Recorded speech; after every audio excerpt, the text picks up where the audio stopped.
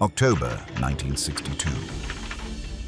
Less than 150 kilometers from the coast of Florida, the Soviet Union has installed missiles capable of obliterating Washington, New York, or Miami in a matter of minutes. Across the United States, entire families dig fallout shelters in their backyards, while children rehearse at school what to do if a nuclear bomb explodes overhead. What most people do not know is that, in secret, dozens of nuclear missiles are already aimed from Turkey at the Soviet Union itself. And that in Cuba, 36 ballistic missiles and roughly 158 nuclear warheads are being assembled and prepared for deployment.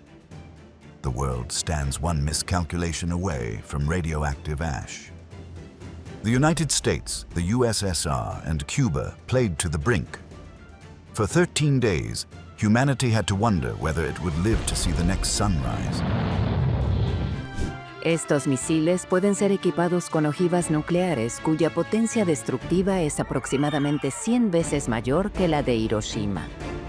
En tan solo 10 minutos podrían alcanzar Moscú y sumir a la Unión Soviética en una catástrofe nuclear.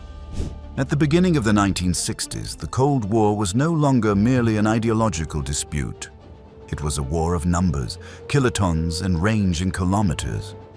The United States had deployed hundreds of intercontinental ballistic missiles, or ICBMs, and more than 1,000 strategic bombers capable of striking any point on the planet. The Soviet Union, by contrast, possessed only a few dozen ICBMs, vulnerable and difficult to keep on alert. In Europe, the Berlin Wall, erected in 1961, stood as the symbol of a continent split in two. Meanwhile, in April of that same year, the Bay of Pigs invasion in Cuba demonstrated that Washington was willing to go to any length to overthrow Fidel Castro. Yet the failed landing brought no calm. It gave way instead to Operation Mongoose, a covert campaign of sabotage and assassination plots targeting the Cuban leader. In response, Moscow watched as NATO positioned Jupiter medium-range missiles in Turkey and Italy on the very doorstep of Soviet territory. Those rockets could reach Moscow in less than 15 minutes. For Nikita Khrushchev, then leader of the USSR, the message was unmistakable. The United States had its finger on the trigger, aimed straight at the Soviet heart. At the same time, the culture of nuclear fear seeped into daily life. In the United States, official pamphlets explained how to build home shelters, schools practiced the famous duck and cover, and the idea of a Third World War ceased to be fantasy and became a statistical nightmare. One wrong decision could ignite everything. In that context, Khrushchev needed a move that would, in a single stroke, protect Cuba, compensate for Soviet nuclear inferiority, and send a message of strength to Washington. The answer would carry an innocent name, almost lost on Arctic maps: Operation Anadir. Comienza la Operación Anadir. El objetivo: trasladar de forma sigilosa a Cuba más de 50.000 soldados, 40 misiles atómicos R-12 y R-14 de largo alcance, 80 ojivas tácticas nucleares, sistemas antiaéreos modernos y numerosos vehículos. Todo esto en la mayor operación secreta soviética de la Guerra Fría, camuflada en barcos civiles modificados. On Soviet maps, Anadir is a remote river flowing into the Bering Sea, cold and distant. That is precisely why the code name was chosen, to mislead any Western analyst who intercepted a message. Behind it lay an extraordinarily ambitious plan to transform Cuba into an advanced base of Soviet nuclear missiles, just minutes from US territory. Beginning in June 1962, nearly 80 Soviet ships set sail for the Caribbean. Their holds did not contain agricultural machinery, as the manifests claimed, but 24 launch platforms, 42 R-12 ballistic missiles, and more than 150 nuclear warheads, both strategic and tactical.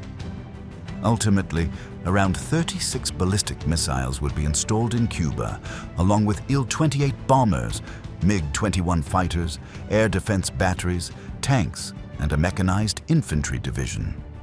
Secrecy was absolute. Only a handful of senior Soviet officers knew the true objective. Soldiers were issued heavy coats and winter boots, led to believe they were heading for Arctic deployment. During the voyage, they were forbidden from appearing on deck in daylight.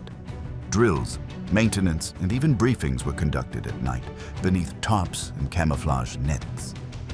In Cuban ports, entire cargoes were unloaded before dawn. Convoys of trucks moved along dusty secondary roads, missiles concealed beneath wooden frames and tarpaulins designed to resemble mobile homes or harmless containers.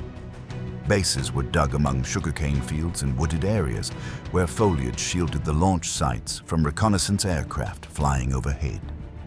At the same time, the USSR prepared Operation Kama, a force of diesel-electric submarines armed with nuclear torpedoes intended to establish a base at the port of Mariel. From there, submarines could remain hidden beneath Caribbean waters, ready to strike any US fleet attempting to invade the island. For weeks, everything seemed to work. Ships came and went, missiles were deployed. Soviet units blended with Cuban troops familiar with every inch of terrain. But Moscow underestimated one thing: the eye watching from above the clouds. In the Cold War, hiding in the jungle was no longer enough. The enemy had learned to look from the edge of space. El 14 de octubre despega un avión Lockheed U-2 desde la base aérea Tyndall en Florida. Está equipado con cámaras especiales. Su misión: sobrevolar Cuba y recolectar la mayor cantidad de información posible. Al regresar, las imágenes son analizadas de inmediato. Son 928 fotografías. El resultado es claro. En Cuba hay bases de lanzamiento para misiles ofensivos capaces de alcanzar territorio estadounidense. What emerged on the light tables was unmistakable. Launch ramps, support vehicles, patterns identical to the R-12 missile sites tested on Soviet soil. This was not defensive artillery. These were medium-range ballistic missiles capable of delivering nuclear warheads across much of the United States. On the morning of October the 16th, 1962, the photographs reached the Oval Office.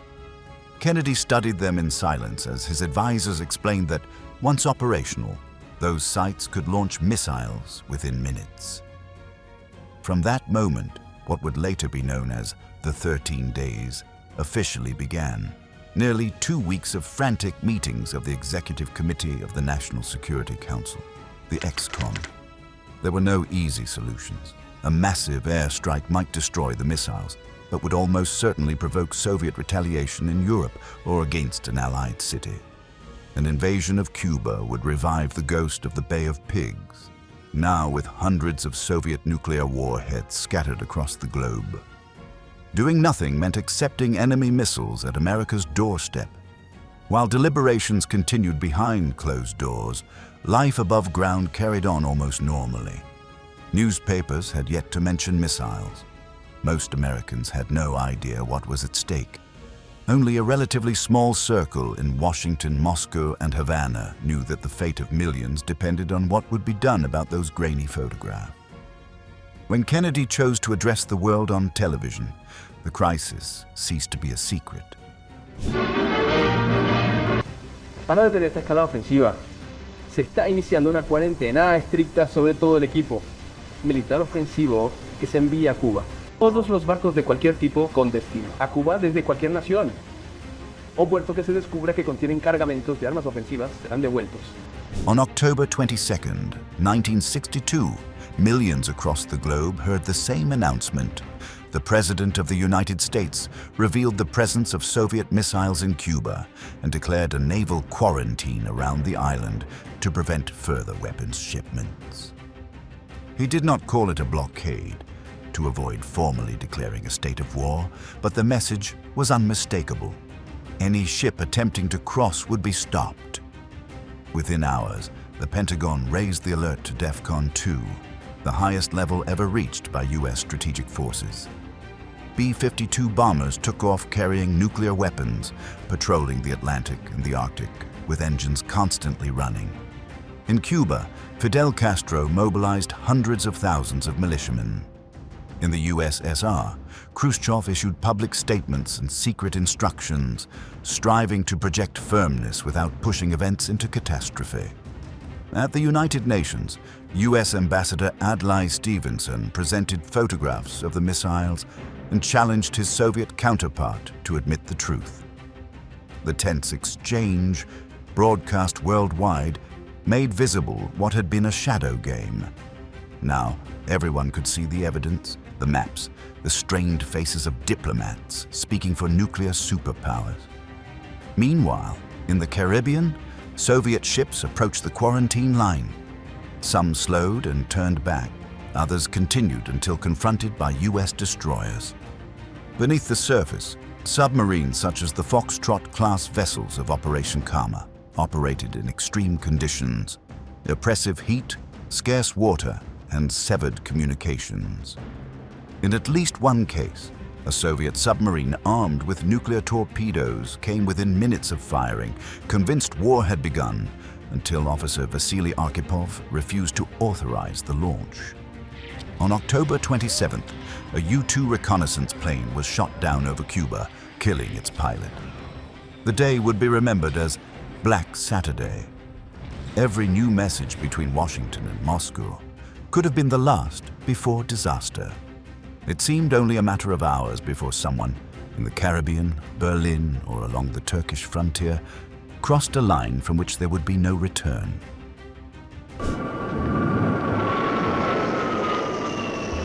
Amid the tension, Khrushchev sent two very different letters to the White House.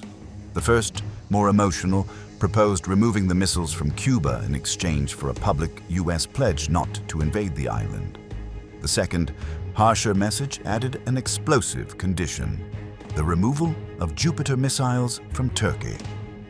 Kennedy's team decided to answer only the first publicly, ignoring the second while secretly negotiating the withdrawal of the Jupiters. On the night of October 27th, Attorney General Robert Kennedy met with Soviet Ambassador Anatoly Dobrinin. He delivered a simple message: if Moscow removed its missiles and bombers from Cuba under international inspection, Washington would lift the quarantine, guarantee it would not invade the island, and discreetly dismantle its missiles in Turkey within months. On October 28th, Khrushchev announced by radio that he accepted the agreement. The missiles would be dismantled and returned to the USSR. Il-28 bombers would leave Cuba, and ships approaching the island would turn back. Shortly afterward, the United States suspended the quarantine and quietly began withdrawing its own missiles from Europe. For the world, the crisis was over. There were no explosions, no burning skies, but the leaders who had stood at the helm knew how close they had come.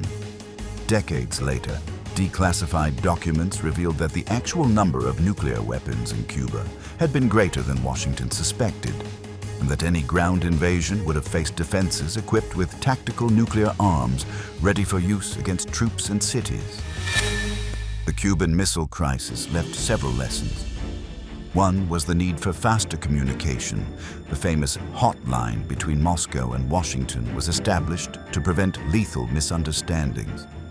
Another was the realization that nuclear superiority did not guarantee absolute security, and that mutually assured destruction turned any confrontation into a suicidal gamble.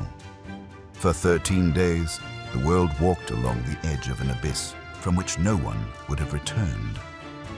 The final step was avoided because of decisions made behind closed doors, sober calculations, and the resolve of specific individuals who refused to press the button. So whenever we see maps dotted with silos, submarines, and intercontinental missiles, it is worth remembering that October of 1962, the moment humanity faced the possibility of its own annihilation and chose to step back. Thus, we reach the end. If you enjoyed this video, we look forward to seeing you in our next installment.